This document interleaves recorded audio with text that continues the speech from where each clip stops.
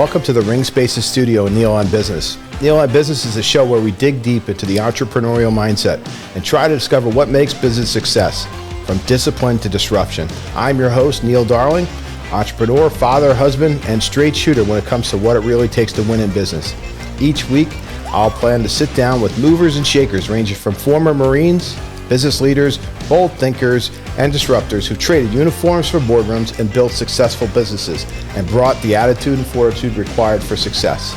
If you're looking for real conversations about leadership, grit, and building something that lasts, you're in the right place. Let's get to work.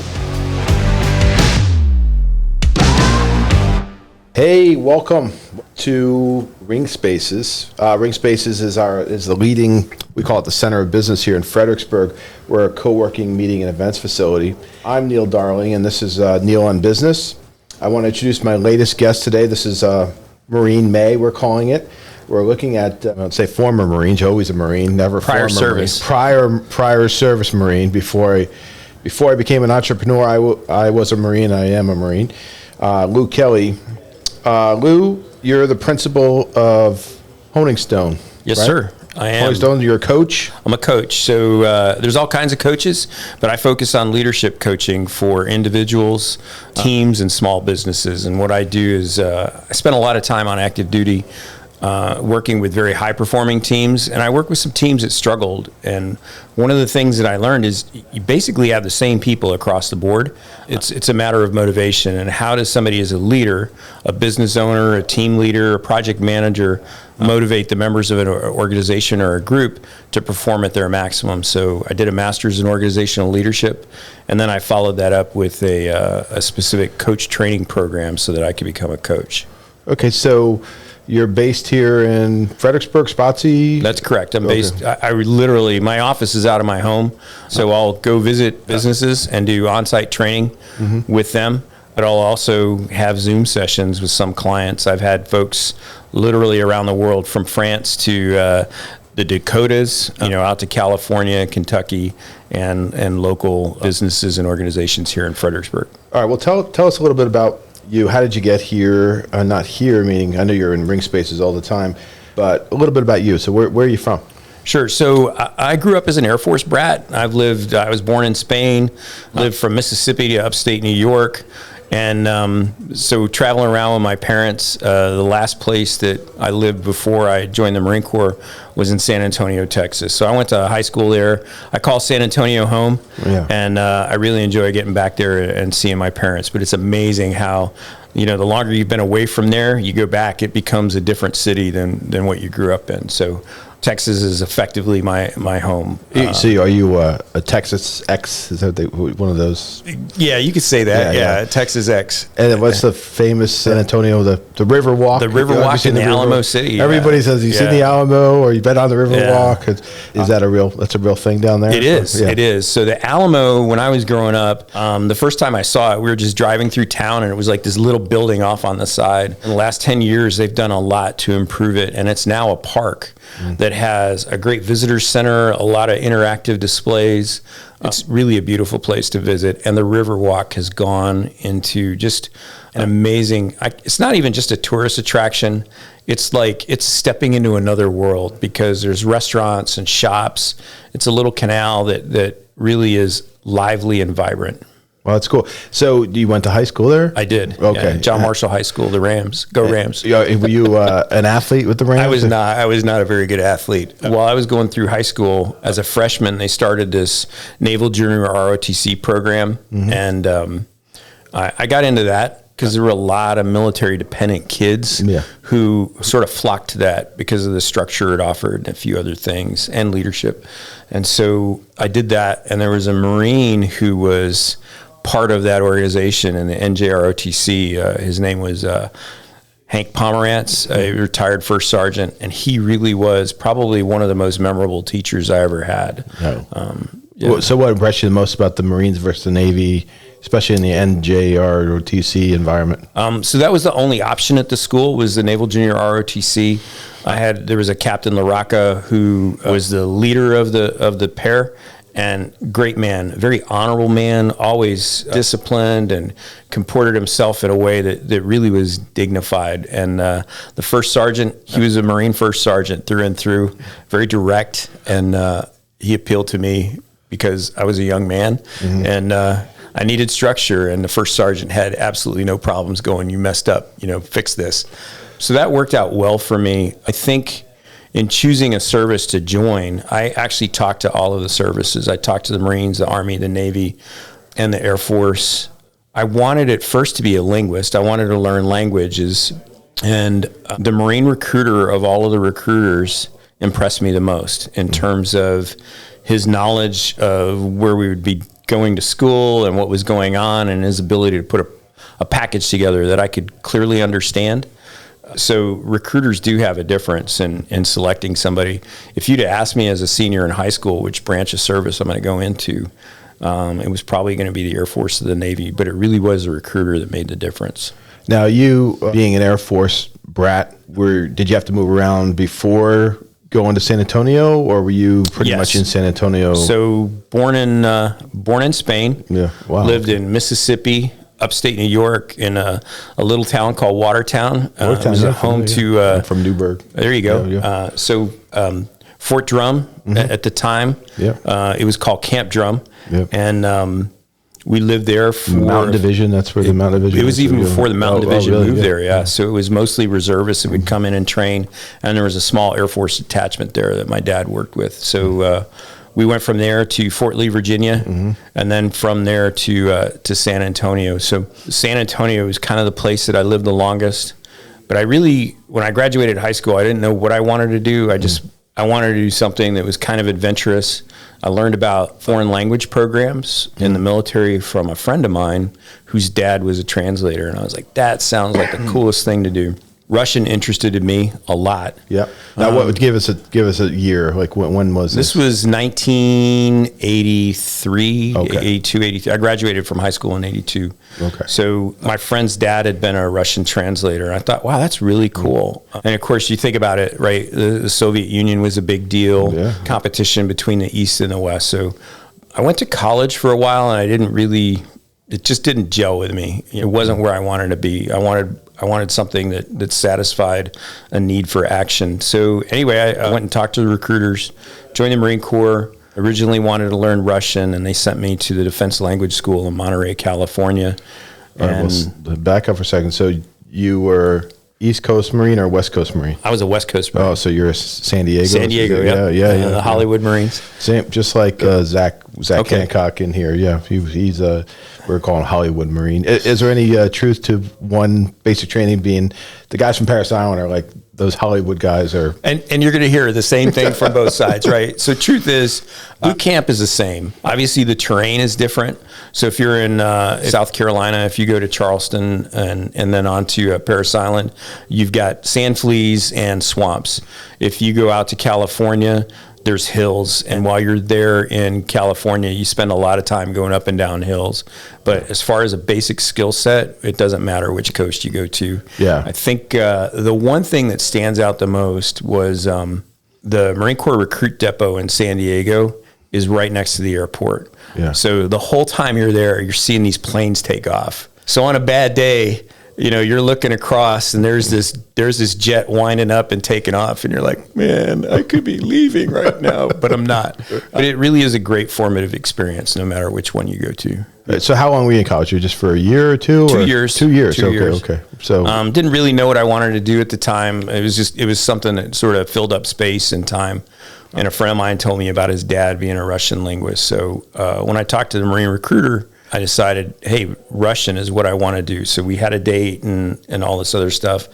Went through boot camp, went on to the Defense Language Institute in Monterey, California, and started taking Russian. And that was hard. I mean, it was really hard. So you got through the D lab. I remember that was yes. Yeah, because I remember taking that in high school as well. So you passed that. That's the most strangest test anybody's ever given me, But I remember I didn't do well on it. So I did minor in Russian in college. but I was never really great at it. But so it was interesting. So you actually did well on that, and you went to DOI for Russian. Correct. Oh, okay. And there's a whole bunch that goes into learning languages, and self-discipline's a big part of it. And so I wasn't good at it, and I didn't know how to study well. So anyway, I get called in at one point, and they're like, "Hey, you're not failing the class, but you're not on a trajectory that sets you up for success." And I was like, well, I want to stay here. And so they offered me two options. One was to be a general comms guy, a radio operator, and the other was to take Spanish. So I selected Spanish, and I did really well in that one. So I became a Spanish translator. And after I graduated Monterey, I was stationed in a couple different places, Guantanamo Bay, Cuba, and then Camp Lejeune, North Carolina. And when I got to Camp Lejeune, North Carolina, the Marines had really started this new program called Radio Reconnaissance. And the idea behind that was we have small, low-level voice intercept teams that go in with other advanced force guys, and they set up their radio receivers and comms, and they sort of get an idea of what's going on. So they supplement what's being observed by other sensor programs and platforms and people. And so you had to be good at your language. You had to understand radio communications, both from your ability to receive and your ability to sort of distill that information into something that's useful for a commander to use and make their decisions. So, I mean, it reminds me of my binge reading of Tom Clancy novels back in the 90s, the Clear and Present Danger and all the, what's the one in the South America, but they had the one in South America with, I've seen the movie. I've never read it. Okay, the books are really good. I've never read the Tom Clancy novels, but I understand that. Summer's coming, and they're still very, very good. So, did being in Spain, did you pick up some Spanish in Spain? Was that our family helpful, left Spain by the time I was 2 years old? So I have some neat artifacts from being born in Spain, like a Spanish birth certificate that's done in this beautiful calligraphy. It's suitable for framing. But as far as learning Spanish, no. I learned a little bit of Spanish in high school. And in college, I took Russian for 2 semesters. But having taken Russian in college and going to the Defense Language Institute, 2 semesters sets you up for about the first 2 weeks of DLI. It doesn't. It's completely, they submerge you in the language. And you're drinking from a fire hose. Yeah, it's amazing. So how long is DLI? I'm just curious. It depends on the school. So, for instance, Russian was roughly a year. The Spanish programs, they have basic, intermediate, and advanced, and those were on average 6 months, a little bit plus or minus. They teach many other languages, Chinese, Korean, just literally. Farsi, all they do all kinds of stuff. Exactly, and it's like a national resource when you think about it, because people who go to that school come from all services. Sometimes you'll find foreign service officers there. Really a wonderful resource. And the people that teach the courses are often really right from that country. So the lady that taught some of the Russian classes I had, she had been a partisan in Russia during World War II, and she had some amazing stories that she'd tell the class. The Spanish teachers, we had some from Argentina, Venezuela, Peru, Cuba, and they would all give us cultural aspects of where they came from in addition to understanding the dialect. So it's a powerful program that you get when you're lucky enough to go there. So you get out of boot camp, you go DLI, you pivot, you go from Russian to Spanish, you get through the program, and then what? And then like infantry, or you have to go to infantry school, or no? That's your MOS. Every Marine, when they go to boot camp, is given some fundamental infantry skills. And when you talk to any Marine, you'll hear every Marine's a rifleman. So you've got some basic skills, and that played into some of the things that I did later on. So when I got to Camp Lejeune, they were standing up this program called Radio Reconnaissance, like I told you about, and I wanted to do that, and it was an opportunity to basically do all the action adventure stuff that I thought, to include parachuting. So lucky enough to do that, did that for a few years. And when I finished my tour in Camp Lejeune, I got sent up to Maryland. So I was at Fort Meade for a while. And I had a job as a language lab monitor for other Marines, which wasn't the most exciting job I'd ever had, I'll be honest with you. But while I was there, one of my bosses came across the street and said, "Hey, we have an opportunity to learn sober creation. Who's interested in that?" And so I raised my hand. I said, "I am." Interestingly enough, Serbo-Croatian is a Slavic language. It's similar to Polish, Russian, and so forth, but it uses both alphabets. So it'll have the Latin alphabet if you're Croatian. The words are very similar, and the Cyrillic alphabet exactly is for the Serbian side. Yeah, fascinating. And so I got to do that, and upon graduation, I was working at the fort for a while, and somebody told me that there was a program that was looking for military linguists, and I said, hey, I'm interested in that. So I actually got adopted by an Army unit. I won't get into all the details about it, but I got adopted by an Army unit to go work with them. And so I spent part of 93 and then most of the next 4 years after that working with this unit. But how did you learn Serbian Croatian without going back to DLI? So DLI is an institute, and they have offices in San Antonio. They used to have an office in San Francisco. The Presidio Monterey is kind of the headquarters, but they also have schools in the DC area. So if there's what they call a low density language, they'll contract that out. And I had an amazing lady who'd been a grammar school teacher in the former Yugoslavia, and she was great. She just working with her was like going to school in that country. You'll do your homework. So she helped me a lot with understanding how to learn a language. Spanish was kind of easy, but learning Serbo-Croatian, she was really great at helping me learn that. So Spanish is like a Latin language. Correct. Yeah, and is that, so it's a mixture between Latin and Slavic? Is that? No, Spanish is just Spanish. If you really want to get down deep into it, there's a lot of Spanish words that come from Arabic. And if you think about the expansion of Islam in the Middle Ages, they went across North Africa and then up into Spain. And so there's a lot of words. For instance, the Arabic word inshallah turns into ojalá in Spanish. And so a Latin root. But I wound up taking Serbo-Croatian not because of the Spanish, but because I just happened to be there and the opportunity. Well, you had an aptitude then, obviously. You showed that with the Marine Corps. So that's good. So how long were you, well, then there was you're like, Serbian Croatian, what's that? And then all of a sudden there's a war, right? So there was a conflict in the Balkans, and the U.S. had interests there. And so I got to spend a lot of time working a variety of different programs in there. And it was really an amazing opportunity for me to work at a level that, people write books about and things like that. And I enjoyed it. Like I said, I got adopted by an Army unit and spent a lot of time with them. Since I'd already been to basic airborne school, they sent me to free fall school. And I'm still in contact with many of those folks today. Amazing people, very high performing. And so I think probably the biggest takeaway from that was what it's like to be on a high performing team.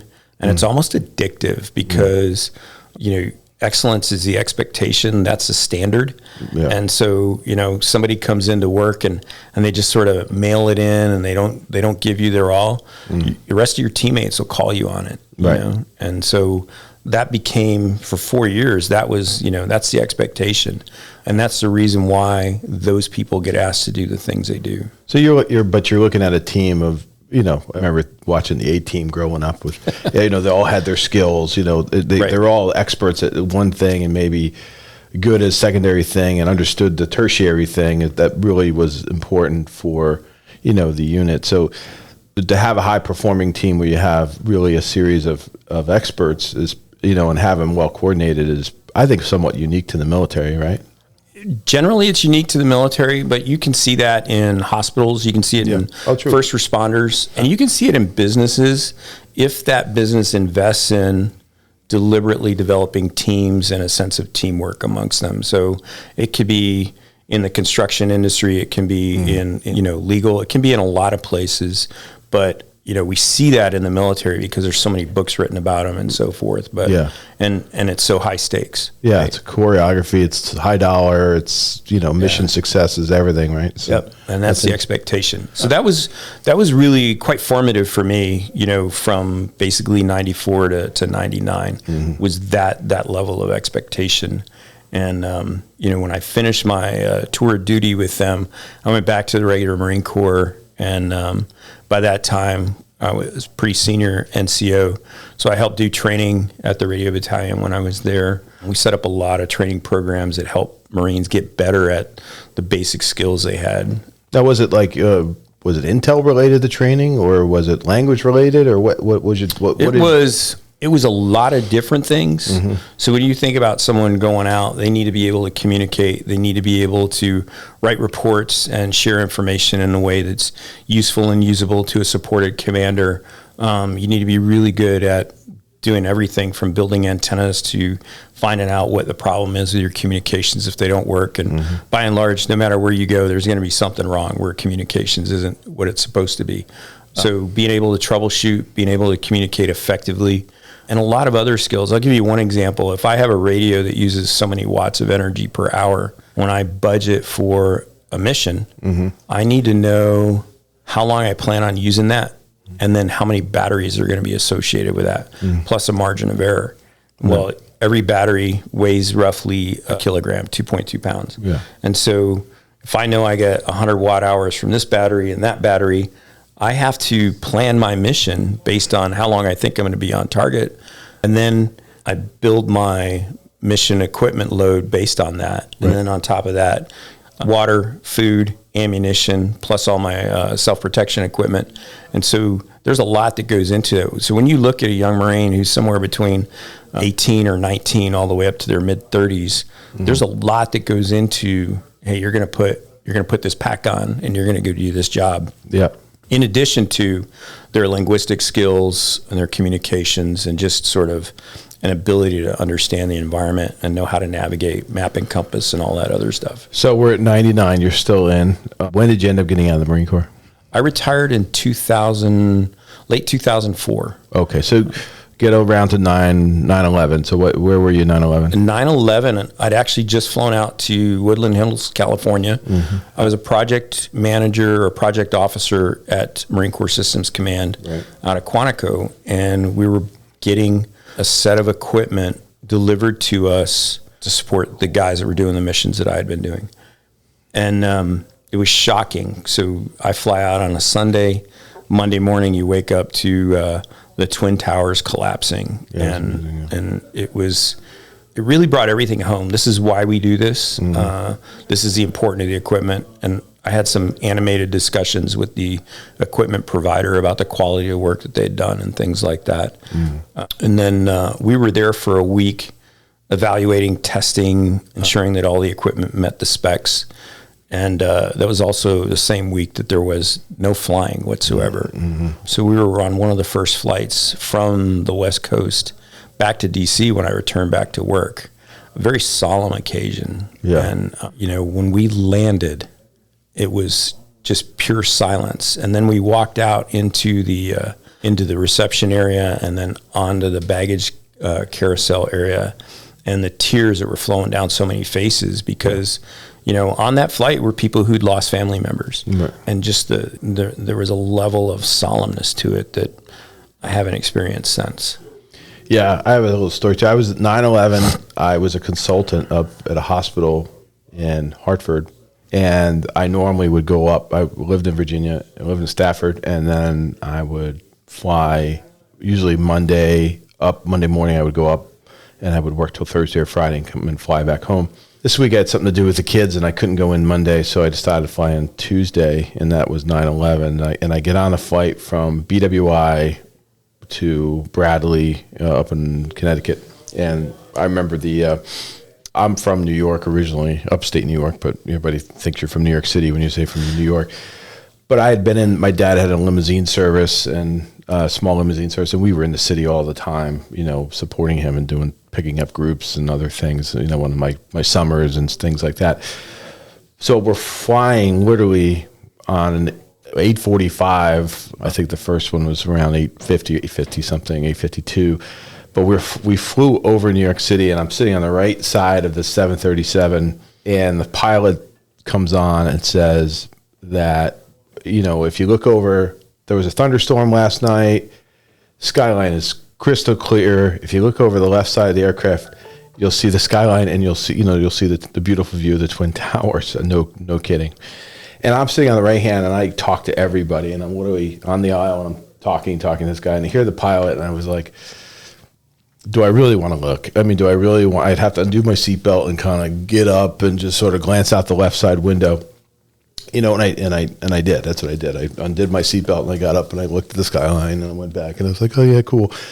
Landed in Hartford, and nobody knew anything. It really was about 9:05 when we landed or so, and I went to the rental car place and they had the TV on behind the rental counter, and I saw Bush, in the kindergarten class, at the time, hearing that the towers had just been struck, and I rented the car, and then the hospital. I got to the hospital, and we were doing IT stuff, process stuff, service management stuff, and the CIO comes into my cube, and he says, "Look, we're on." We're the emergency protocol. We're gearing up for 10,000 casualties. They're closing 95, so just these ambulances from the Twin Towers can come up. Long story short, we don't need you here this week. So I was like, Roger that. I said, so I couldn't get a plane. There was nothing to do. Everybody I was working with was in a panic mode. It's a huge hospital, Bay State Health up in Springfield, Mass, and I had that car, and I ended up driving home. So I literally drove, but you couldn't get around New York City. So I ended up going all the way around West Virginia. I had to go all the way around and come 81? back. Yeah, and I had that car for almost over 2 weeks, 2.5 weeks. And I eventually just brought it back, to the rental car place, and they were like, thanks. They didn't charge me. It was just like everybody post 9/11 was like in shock, the whole thing, and everybody, and actually so much good happened then, as a result of, the whole let's roll mantra, coming out of nowhere as our soldiers, went right to Afghanistan and decided to do something about it. So it was just a fascinating time. I think our younger generation misses the significance of it, of what actually happened and how it really transformed this country, and trillions of dollars later, and wars and conflicts and spending and turmoil and all kinds of things, but it's just fascinating to watch how after that New York City recovered. And I remember going to New York City and seeing the rubble from 9/11, the toxicity of it. The workers that were there, a lot of them lost their lives long before they should have because of the asbestos and the other thing. It was just a tremendous event in American history, and I just think a lot of it's lost nowadays as far as that. But so what did it do to you? You end up going to the Middle East as a result? I did not. I was actually working at Quantico as a program manager, or project officer. And so my job was to supply equipment to the Marines as they were getting ready to deploy. Yeah. So my experience with that unit, and basically my seniority as a staff NCO, gave me a unique platform to help fund, I shouldn't say me fund equipment, but direct funding to make specific spending decisions that truly provided excellent equipment, the cutting edge of technology at the time, to the guys that were going to the Middle East. Yeah. And around that time, the Marine Corps started standing up an organization that was called MARSOC. Yeah. So there was a Det 1 at the time. And one of the neatest things was we had 3 engineering design. So that's the Marine Special Operations. Correct, the contribution. So at first it was just a small detachment, kind of a pilot program. And while they were getting ready to stand up, I worked out a deal with them that we had 3 engineering design models that were brought out, and they did the equipment testing on their deployment. So, we did some of the acceptance testing, and they deployed, and this is how it should have worked. It was fantastic. They used it for a lot of the missions that they were doing, and when they came back, we all sat down with the engineers, and they incorporated changes and design modifications based on the special operations teams that had deployed with this equipment. And I think what that did was really provide an excellent solution for the Marines for the next 5-6 years. And it's a shame to think that that's however long that the equipment lasted, but if you look at Moore's law technology, the ability to, roughly Rapidly, 18 months, right? So your ability to process information changes. So I think we got a great opportunity to incorporate that and provide some lasting effects with what the new MARSOC debt did, as well as some great ability to communicate with other agencies and organizations within the community. So you end up, was Quantico your last duty station? It was my last duty station. So I retired out of there. When did you retire? November 2004. Okay, gotcha. You take leave. So my official date was the end of January 2005, at November 2004. And I became a contractor working for the government. I worked a couple different locations, up at Fort Belvoir for a while. I worked out at Dahlgren for a while on an equipment development effort. And then I went to work back at Quantico. An old platoon commander had reached out to me and said, "Hey, you want to work here?" And so it was a great opportunity, but it was now me as a civilian working with other civilians who'd come from a variety of different backgrounds, who didn't necessarily have the same formative experience that I did. So you were still a contractor, or did you? No, I became a government employee when I went to Quantico the second time. And so it went well. But at the same time, I started to become frustrated with the level of effort that some of the other folks had. And it's not an uncommon experience. Not a high-performing team. I want to be careful how I categorize that. The organization didn't perform the way the Tier 1 units did, or the top-tier units. But there were pockets of excellence and really dedicated people. But that caused me to wonder, what's the difference? Because we see potential for excellence in this organization.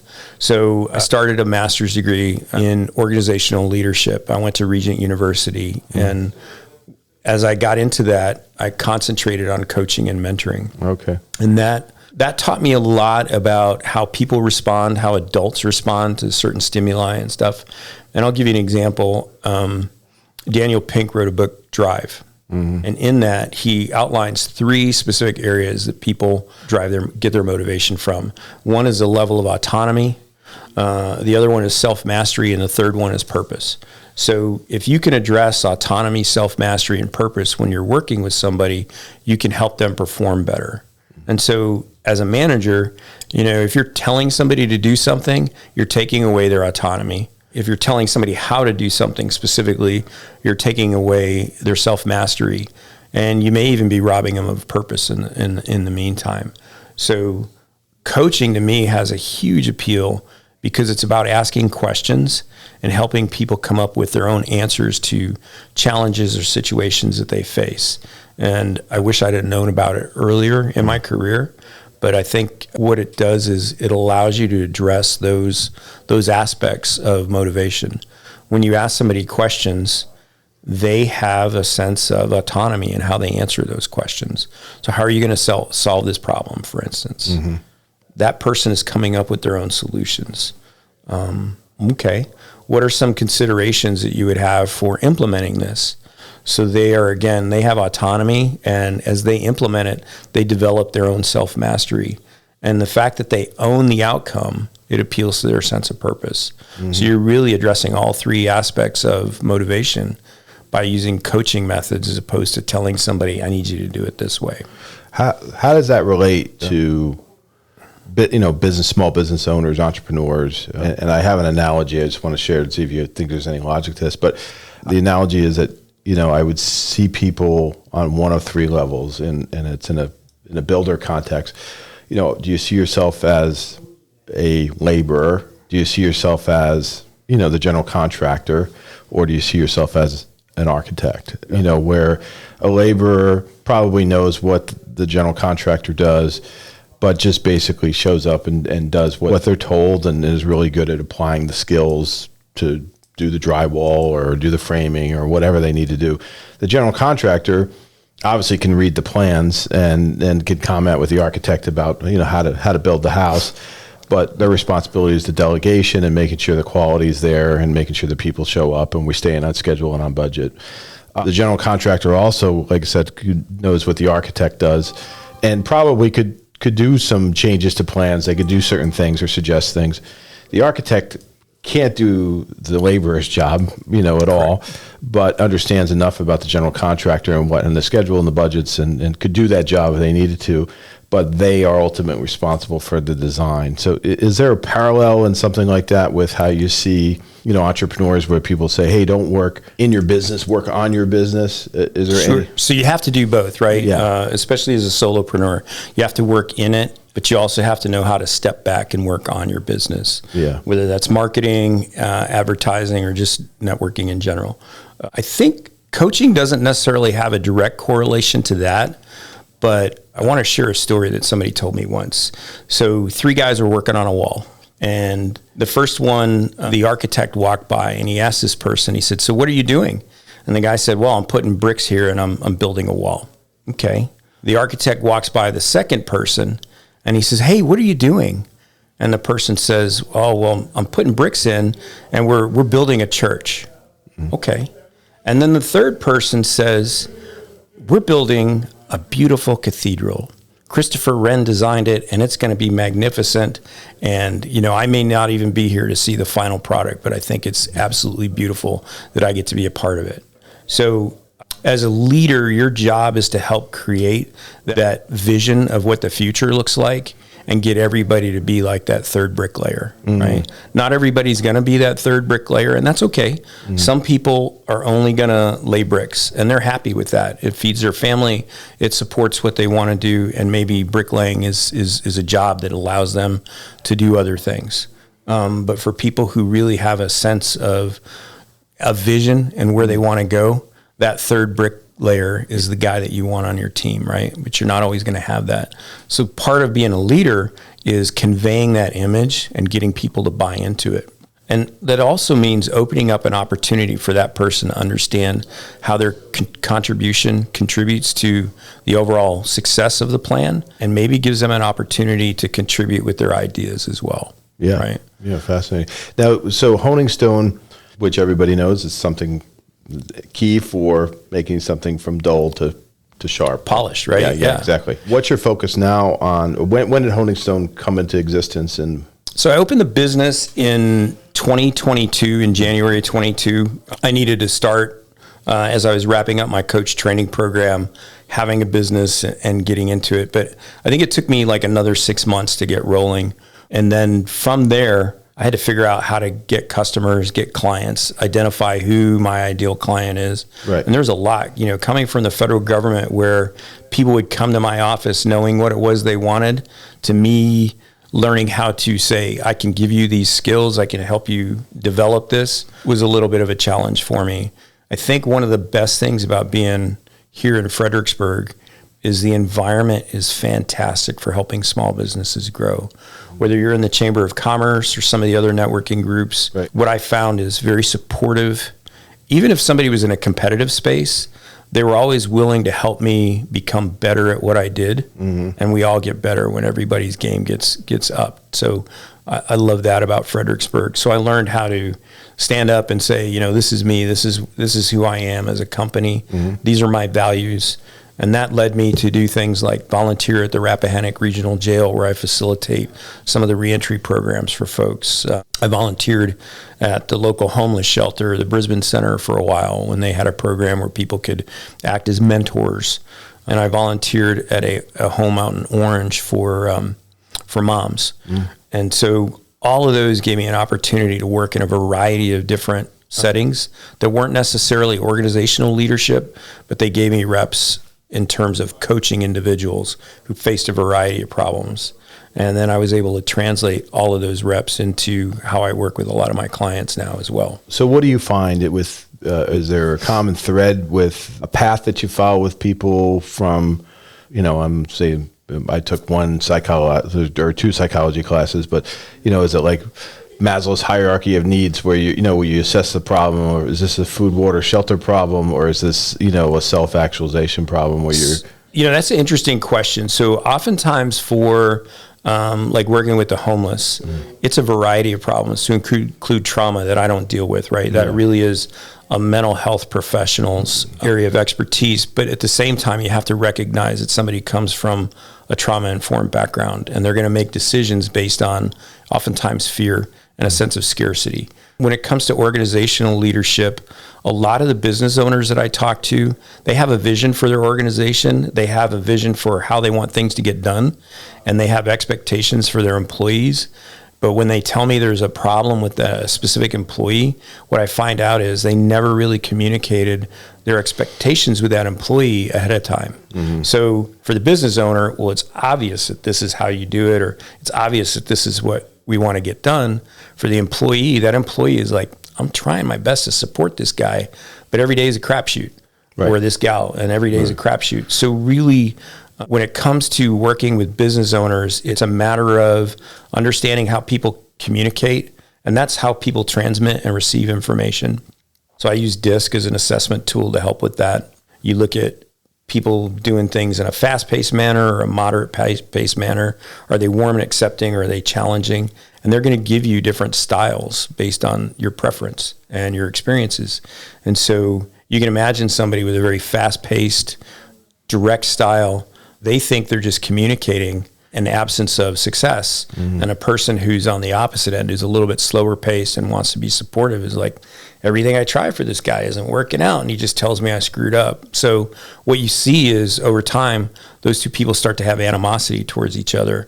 And it's learning how to break that down and understand each person's communication style.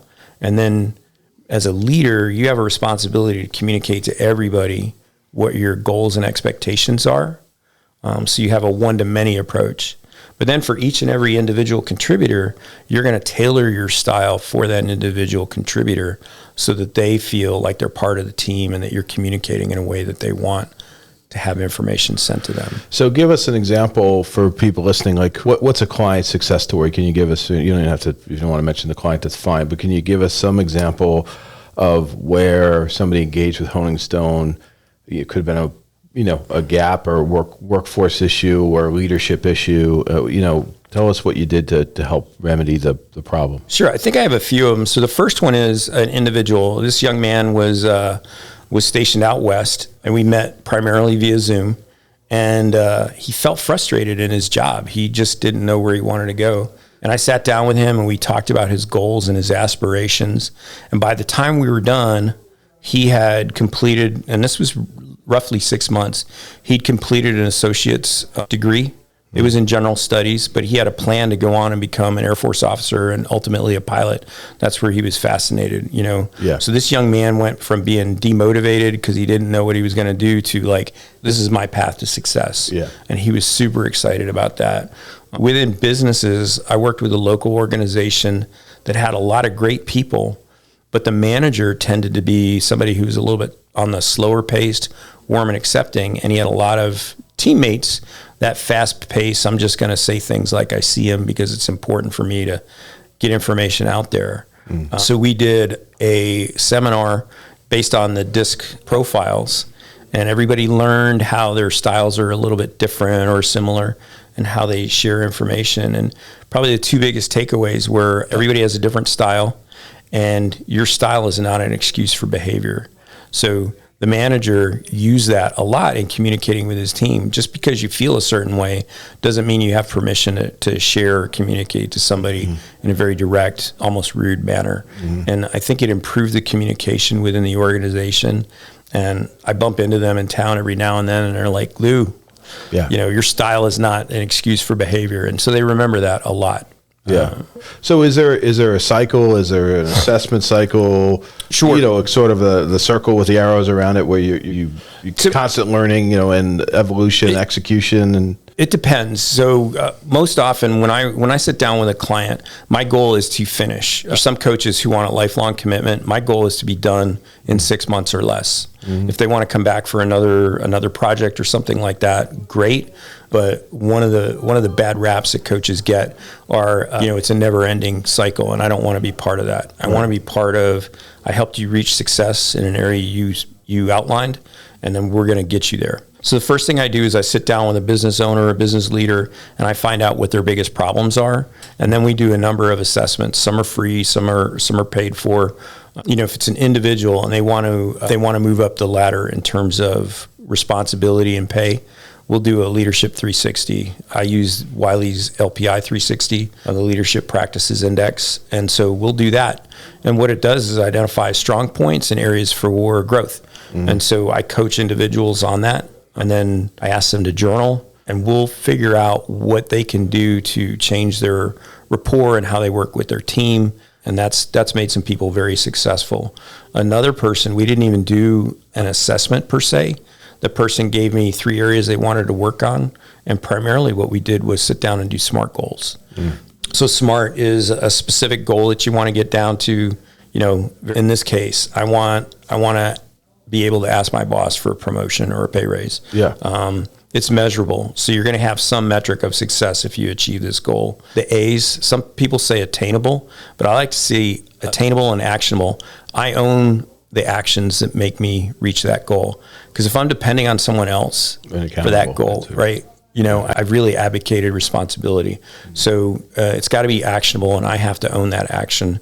For the R, it's realistic or relative to a longer term goal. And so I'll give you an example. If my long-term goal is to graduate college, but I haven't even started yet, my SMART goal will be specific. I'm going to go talk to a counselor at the local university or the local community college, and I'm going to decide what degree program works best for me, right? The measure is I'll have registered 4 classes by the time we're done. It's actionable by me. I'm the one that's responsible for going down there. I'm not going to ask my mom or somebody else to do it for me. It's realistic and it's relevant to my long-term goals, because that's where I want to be, is ultimately a college graduate in whatever field I want to work on. And T, time bound. The best goals are 2 weeks or less. So when you think about going to college and getting a 4-year degree, that's a long way away, and it's easy to lose motivation. But if I say I'm going to get registered for class, I can probably do that by the end of the week. And then with each week, I'm going to have small short-term goals to read the assigned chapters, to do the assigned homework. And each one of those, when you complete a goal and you check it off, you do get a little dopamine hit, right? And so, James Clear in his book, Atomic Habits, talks about that, right? The smaller your goals are and the more successful you are at reaching them, the more likely you are to build momentum. And that's really what I do with people. It sounds easy and anybody could do it themselves, but the biggest thing a coach does is they offer accountability to that individual. For some business managers, they get really frustrated with the team that they have, but they can't talk about it to somebody. And if you think about it, if you vented how you feel about a situation, you stand a chance of alienating or hurting someone else that's on your team. And you don't want to do that. You want them to work with you. So that person will come in and they'll sit with me and they'll vent. They'll talk about challenges they face, and that conversation dies right there with me. And that's a privilege that they share with me. But it gives them a chance to process things. Because when you say things out loud, when you journal about them, you actually kind of walk through, why am I mad? Why am I upset about this? And then what are my options for fixing it? Whereas if you voice that in the office, somebody overhears it. Now you have an employee or a teammate who's not necessarily going to want to partner with you anymore because they feel like they're being left to be a victim of the bus driving over them. So you mentioned earlier, I'm just curious, it might be a curveball, that we talked about trauma. You don't deal with trauma, obviously, but do you see with some entrepreneurs or small business owners, do you see good coming from trauma? Do you ever see where a person is, driven as a way to heal from the trauma, or they're driven to success in some way, or they learn from those mistakes and they're moving forward? Oh, most definitely. So trauma affects people different ways. And then the type of trauma, the level of it, and an individual's exposure to trauma before that happened all play a factor in it. But you can imagine some people, we all see veterans that have lost limbs and yet they thrive, right? And other people who appear to be 100% healthy, they've got all their limbs intact and everything else, struggle. And so, yes, trauma affects people differently. And some people experience post-traumatic growth if they have the right support network and the right frame of mind going forward. I've done a little bit of coaching with that, but I prefer to leave that to folks who are mental health professionals. No, I'll give you an example. We had Nate Dobbins in here. We talked about Riffian, and Riffian's a pretty I'll say amazing, corporation here in Fredericksburg, where Joel, the founder, but Joel had some tragedy, and I don't want to go into it, but it had something to do with one of his kids, but had a heart incident, and he ended up starting, and he and his wife started a foundation for the cardiac devices we don't even have here, but they donate them, they've raised money for them, they've placed thousands of them that have generated the safety, and then now they can attribute a certain amount of life savings as a result of a trauma that happens. So there's always, not saying you could always point back to it, but I say, shit happens for a reason. Most times it's good. It just takes a while to figure out why that is. So people turn pain into purpose. And I'll give you another example similar to that. I hope it's okay that I mention this, but the organization I volunteer with at the jail, Failsafe, that's fine. Juanita Shanks, she lost her son. He had a medical emergency in the jail, and he passed away there. He'd also been exposed to COVID, and the pain that came from that was her motivation to have this reentry program really help people. And she has so many dozens of men get released and who go through the Failsafe program, and they call her mom. And so, they did the charity gala the beginning of April, and to see all these young men, white, black, didn't matter, they call her mom. And, she holds them accountable, but she does so much to help them get back on their feet with all the programs that she does, and I'm just a little part of it. People can use trauma as a motivator to turn pain into purpose.